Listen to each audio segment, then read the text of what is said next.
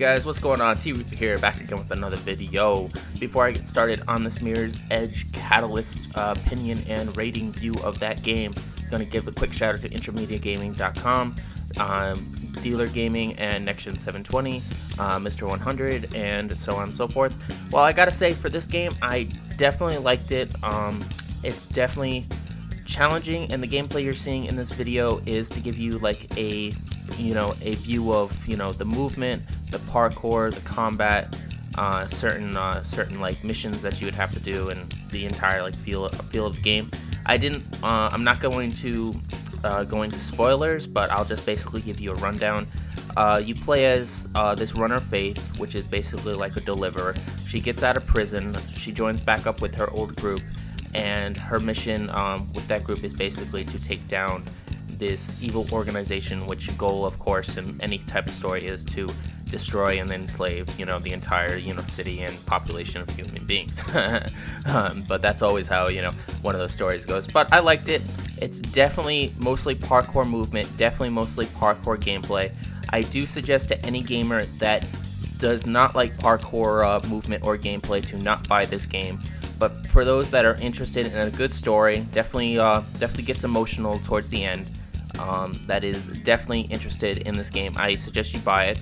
Just be aware there are some glitches in this game. Some of the areas in the game, black screen pops up, and I had to keep restarting the disc in order for it to go back to normal. However, besides that, I beat the game in 8 hours and 35 minutes, even though the Xbox log was telling me 6 hours and 42 minutes, but that might be because it was logging the gameplay, and I had to keep switching out in and out of the game. But I liked the story, I liked the gameplay. Some of the gameplay, like I said, was parkour challenging, so I was stuck on certain points in the game for a little bit before I figured out how to do them. Some of the combat was a little bit challenging towards certain enemies. Like I said, it's mostly parkour movement, so you had to integrate the parkour part of the game, integrate part of the parkour gameplay into combat. So sometimes to take down an enemy, you had to like run across a wall and then jump on top of them, so on and so forth. Like I said, in this gameplay, you'll see the combat, you'll see the parkour pieces of the game. But I definitely liked it. I would definitely recommend it. I think it's probably the second best story game this year, besides Quantum Break. It's definitely longer than Quantum Break from the way I did it. But I gotta say that the next game that I'm going to play is probably going to be way longer, and that's Final Fantasy 15 in September.